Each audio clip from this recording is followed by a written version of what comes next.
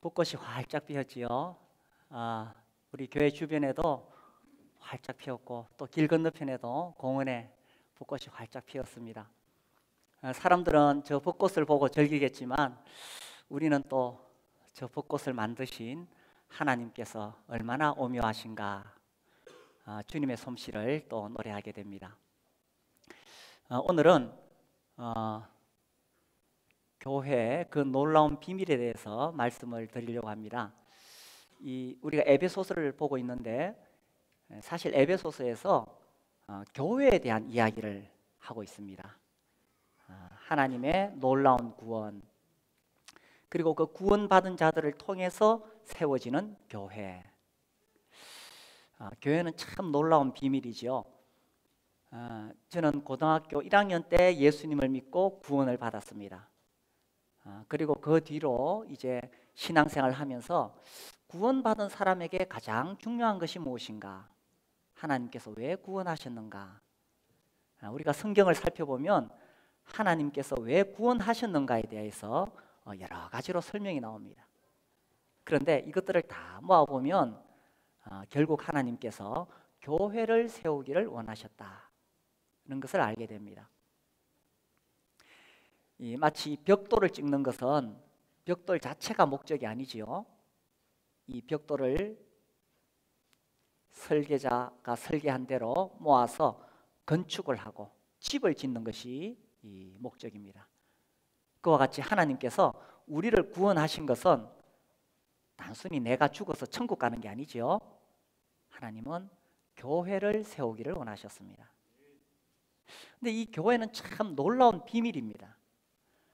그래서 이 교회의 비밀을 깨닫게 될 때에 이제 구원받은 사람이 삶의 초점이, 삶의 목표가 정해지게 된다는 거지요. 교회는 여러 가지로 설명이 되는데 오순절 이후로 구원받은 모든 사람들, 눈에 보이지 않는 우주적인 교회가 있습니다. 이것은 시대와 장소를 초월해서 모든 구원받은 사람들을 이야기하지요. 그런데 그런 사람들이 각 시대에 따라, 지역에 따라 모이고 있습니다. 그래서 그것을 지역교회라고 말하지요. 성경에서는 이런 우주적인 교회에 대해서도 이야기하고 지역교회에 대해서도 이야기하는데 결국 이 우주적인 교회에 대한 그 원리가 지역교회를 통해서 드러나게 됩니다. 그래서 우리가 이 교회의 놀라운 비밀, 하나님께서 교회를 세우기를 원하시는구나. 사도행전에서도 하나님이 자기 피로 사신 교회 이렇게 말씀하셨습니다. 그래서 하나님께서 이 땅에 세우신 것, 가정과 교회지요. 하나님께서 우리를 구원하셔서 정말 이 교회를 세우시고 교회를 통해서 예배를 받으시고 마지막에 결국은 이 세상에서 구원받은 사람들을 데려가시는데 결국 교회를 데려가시는 거예요. 그래서 그때는 온 우주적인 교회가 하나가 되어서 또 신부가 되어서 예수님을 만나게 되지요. 이 교회의 비밀을 어떻게 다 우리가 깨달을 수 있을까요? 이 교회의 비밀을 깨닫게 될 때에 구원받은 우리의 사례가 될 수 있다는 것입니다. 이것이 교회의 비밀이라는 거예요. 제가 청년 시절에 읽었던 책 중에서 밀림 속의 십자가라는 책이 있습니다. 방언에 대한 이야기가 나오면 제가 꼭 이야기를 하는데 혹시 그 책 보셨는지 모르겠어요. 지금은 절판되었을 거예요. 그 브루스 올슨인가 이 선교사가 아무튼 그 원시 부족에 가가지고 목숨을 걸고 거기 들어가가지고 결국 그 사람들에게 복음을 전했어요. 그들의 말을 배워가지고 하나님께서 우주 만물을 만드시고 또 죄인인 우리를 위해서 자기 아들을 보내주셨다. 이 예수를 믿음으로 우리가 하나님의 자녀가 된다. 이런 놀라운 하나님의 복음을 그 부족에게 전해줬어요. 하루는 이제 이 선교사가 이렇게 밭에 앉아 있는데 그 부족의 남자들이 쫙 떼를 지어가지고 어디로 가고 있어요. 그래, 불렀어요. 당신들 지금 일 안 하고 어디 가느냐? 우리가 지금 저 이웃 부족에게 간다.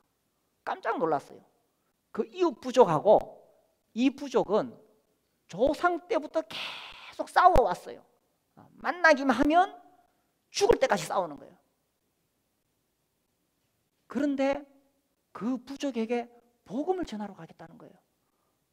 이 선교사가 깜짝 놀랐어요. 아니, 그들은 당신의 원수 부족이 아니냐. 그렇지만 우리가 이 놀라운 하나님의 소식을 들었는데 이 귀한 하나님 말씀을 우리만 알고 있으면 안 된다. 우리가 저들에게 전해야 되겠다. 이러는 거예요. 이게 참 놀라운 십자가의 복음의 능력 아니겠어요? 그 원수된 사람들도 하나가 되게 하는 거예요. 근데 이 두 부족은 서로 만나기만 하면 싸웠기 때문에 말이 안 통해요. 서로 말을 배울 기회가 없는 거예요. 만나면 죽을 때까지 싸우니까. 그래서 선교사가 물었어요.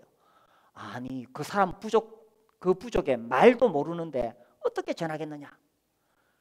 아무튼 우리가 해보겠다 이러는 거예요. 그래서 이제 이 부족이 갔어요. 저녁이 되었는데 이제 남자들이 또 돌아왔어요. 선교사가 만났어요. 그래서 전했느냐? 싸우지는 않았느냐? 그래, 우리가 안 싸우고 가서 하나님 말씀을 전했다. 그 사람들이 알아듣더냐? 알아듣더라는 거예요. 아니, 말이 안 통하는데 어떻게 알아듣더냐? 자기들은 자기들 부족 말로 전했어요. 그런데 그 부족 사람들은 자기들 부족 언어로 알아들었는 거예요. 이게 사도행전 2장에 나오는 방언이라는 겁니다. 하나님이 정말 이 하나님의 놀라운 복음을 전하기 위해서 정말 결정적인 순간에는 말이 안 통하면 그 나라 말로 알아들을 수 있도록 이게 되는 거예요. 또 우리 학생들이 영어 공부 안 할라. 선교사 되려면 영어가 기본입니다. 그래서 그렇게 조상 때부터 싸우던 사람들도 그리스도의 피로 하나님 앞에서 하나가 되는 거예요. 그래서요, 이 교회의 비밀이 뭐냐? 교회는요, 참 다양한 사람들이 모입니다. 나이를 봐도 또 그죠? 남녀노소로 자라온 환경도 다르고 정말 다양한 사람들이 모였어요. 그런데 하나님은 이렇게 다양한 사람들, 이방인과 유대인은 절대로 하나가 될 수 없었지만 그들이 하나 되는 것을 보여주면서 교회는 뭐냐? 교회는 정말 다양한 사람들이 모이더라도 그들도 한 성령으로 하나가 될 수 있는 것을 보여주는 것이 교회라는 거예요. 여기 에베소서 말씀 보세요. 18절, 이는 그로 말미암아 우리 둘이 한 성령 안에서 아버지께 나아감을 얻게 하려 하심이라. 한 성령 안에서. 고린도전서 12장 봅시다. 그 앞에 고린도전서 12장 13절, 우리 같이 한번 읽어볼까요? 13절, 우리가 유대인이나 헬라인이나 종이나 자유인이나 다 한 성령으로 세례를 받아 한 몸이 되었고 또 다 한 성령을 마시게 하셨느니라. 유대인과 헬라인 절대로 하나 될 수 없었어요. 그런데 한 성령을 마셨는 거예요. 종이나 자유인 절대로 하나 될 수 없어요. 그런데 참 놀라운 것은 이제 이 로마 시대에 복음이 전해졌을 때에 노예와 주인이 한 식탁에 앉아서 떡을 뗐다는 것입니다. 로마 시대 노예는 주인들의 그냥 단지 하나의 소유물이에요. 그 시대 이렇게 역사적인 배경을 보면요, 그릇을 깨뜨렸다, 사형입니다. 물고기 밥입니다. 그 로마인들 귀족들이 마당에다 큰 연못을 만들어 놓고 물고기 키우는데 노예가 잘못하면 그 집어 던져서 물고기 밥으로 주는 거예요. 인권이 어디 있어요? 감히 한 자리에 앉는다는 것은 상상도 할 수 없습니다. 그런데 그들이 예수님 믿게 되었을 때 한 식탁에 앉아가지고, 그래서 예수님이 우리를 위해 죽으셨습니다 하면서 떡을 떼고 잔을 마시면서 주님의 죽으심을 기념했다고 되어 있다는 거예요. 어떻게 이런 놀라운 일이 일어날 수 있느냐? 교회 안에 하나가 되는 비밀이 있다는 것입니다. 우리 빌레몬서 성경에 나오죠. 빌레몬서는 바울이 빌레몬에게 보낸 편지입니다. 빌레몬의 노예였던 오네시모가 이 빌레몬의 아마도 이 돈을 훔쳐가지고 도망간 것 같아요. 멀리 도망갔다가 로마에서 바울을 만나서 복음을 듣고 예수님을 믿고 구원을 받았어요. 이게요, 그 시대 법에 의하면은 이건 뭐 말할 수 없이 당장 사형감이에요. 그런데 바울이 빌레몬에게 편지를 썼어요. 이 오네시모가 이제 예수님을 믿었다. 내가 이 오네시모를 당신한테 이제 부탁을 하는데 이제 종으로, 노예로 취급하지 말고 형제로 받아주라. 그게 빌레몬서예요. 이 빌레몬서 1장 16절에 보면 바울이 이렇게 말하고 있습니다. 이후로는 종과 같이 대하지 아니하고, 그죠? 이제는 노예로 그렇게 생각하지 말고 종 이상으로 곧 사랑받는 형제로 둘 자라. 노예도 예수 믿으니까 그 주인의 형제가 되는 거예요. 그래서요, 정말 이 십자가의 복음을 통해서 하나가 되는 거예요. 이 교회는 그 사람의 배경이 어떻든지 간에, 주인이든지 노예든지 간에 예수 믿으면 형제가 되는 거예요.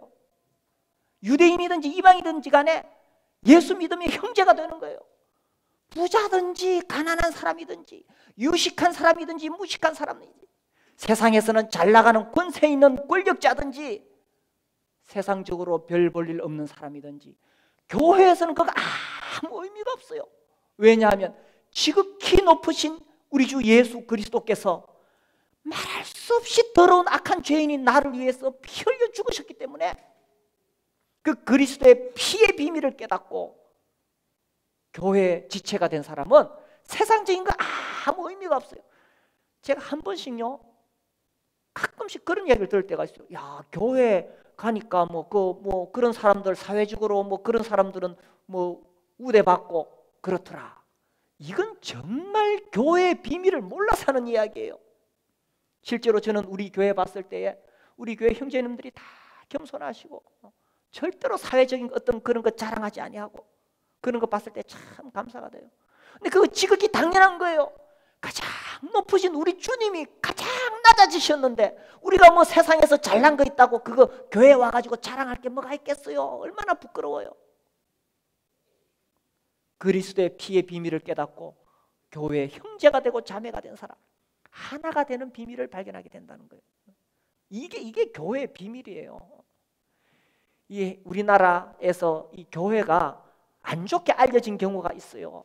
어느 교회는 싸운다더라, 장로들끼리 싸운다더라. 이건 정말 교회가 무엇인지를 몰라서 일어나는 일이에요. 교회는요, 유대인과 이방인이 하나 된 것이에요. 그래서 이 십자가의 피는 우리를 형제로 만들고 자매로 만들고, 그래서 여기 말씀해 보니까 19절에 그러므로 이제부터 너희는 외인도 아니요 나그네도 아니요 오직 성도들과 동일한 시민이요 하나님의 권속이라. 이 권속, 가족이라는 것입니다. 형제가 되고 자매가 되고 가족이 된다는 것입니다. 한 번 형제가 되고 자매가 되면 이 영원한 가족이잖아요. 가족을 버릴 수가 없는 거예요. 내가 이 교회에 비록 어려움이 있고 힘이 들더라도 가족을 버릴 수가 없는 거예요. 하나가 되었기 때문에, 가족이기 때문에, 우리가 정말 형제라고 생각하기 때문에. 형제가 어떻게 형제를 버리고 떠날 수가 있겠어요?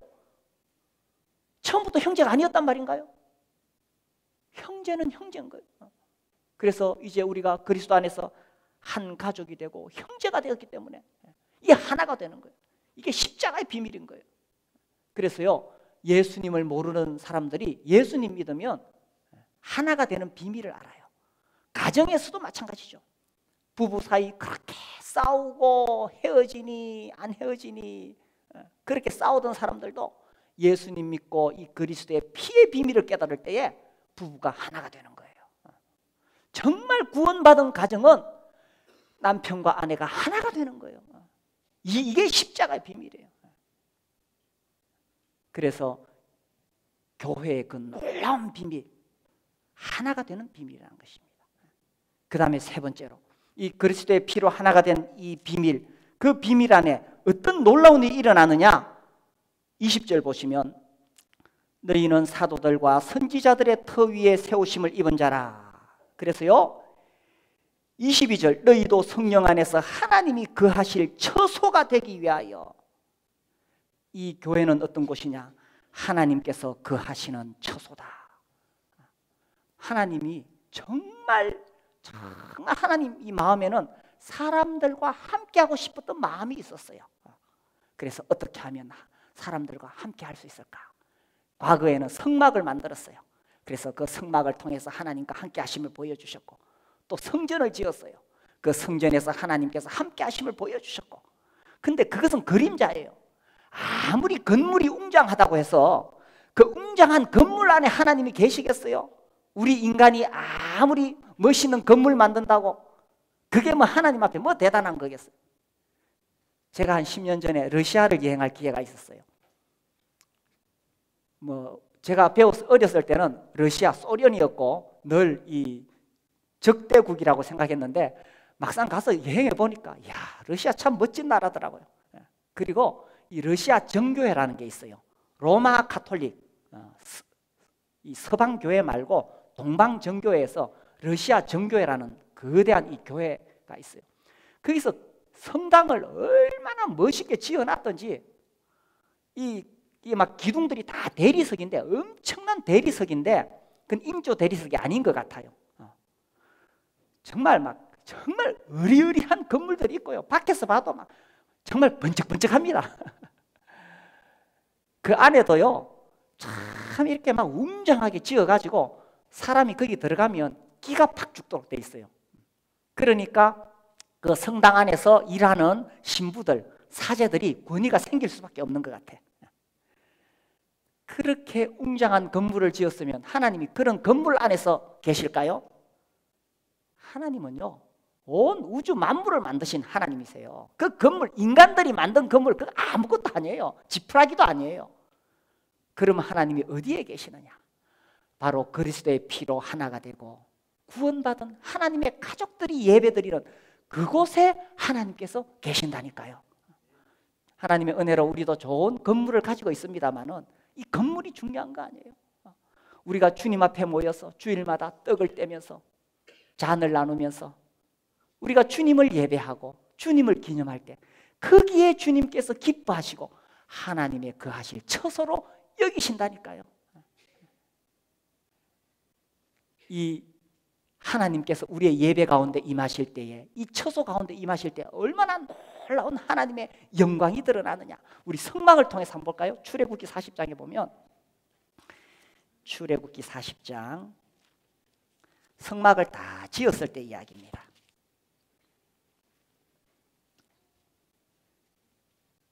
이 성막을 다 지었을 때 33절, 그는 또 성막과 제단 주위들에 포장을 치고 뜰문에 휘장을 다니라. 모세가 이같이 역사를 마치니. 자, 성막을 다 지었을 때 34절, 구름이 회막에 덮이고 여호와의 영광이 성막에 충만하매 모세가 회막에 들어갈 수 없었으니 이는 구름이 회막 위에 덮이고 여호와의 영광이 성막에 충만함이었으며. 성막을 다 만들었을 때 이제 하나님께서 그들과 함께 하신다는 것을 보여주시기 위해서 하나님의 영광을 그 성막 가운데 드러내셨어요. 그렇게 하니까 감히 하나님의 종인 모세도 그 안에 들어갈 수가 없는 거예요. 하나님의 영광이 충만하면 인간이 설 자리가 없어지는 거예요. 역대하 5장에 보면은 성전을 지었을 때도 그래요. 뒤에 넘겨서 역대하 5장 볼까요?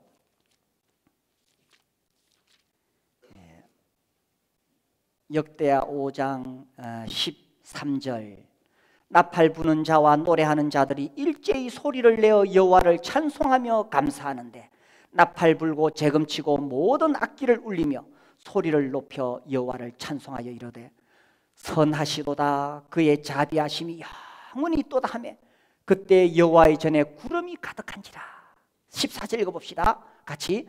제사장들이 그 구름으로 말미암아 능히 서서 섬기지 못하였으니 이는 여호와의 영광이 하나님의 전에 가득함이었더라. 하나님의 영광이 충만하니까 사람이 설 자리가 없어요. 하나님의 영광만 드러나게 되는 거예요. 이게 교회라는 것입니다. 그래서 우리 교회 가운데 어떤 사람이나 어떤 뭐 그런 것이 드러나는 것이 아니라 여호와의 영광이 충만해지면서 그리스도가 머리가 되신 교회, 우리가 그런 교회를 꿈꾸고 그런 교회를 세우기를 원하는 것입니다. 자, 에베소서에 다시 돌아오면은, 그런데 이 교회가 아직 완성되지 않았어요. 22절, 2장 22절. 너희도 성령 안에서 하나님이 거하실 처소가 되기 위하여 그리스도 예수 안에서 함께 지어져 가느니라. 교회는 아직 완성되지 않았어요. 아직도 구원받을 사람들이 많이 있어요. 그래서 우리가 이 십자가 복음을 전해서 그들이 구원받고 들어옴으로 이 교회가 점점 지어져 가는 중이에요. 그래서 아직은 또 부족한 게 많아요.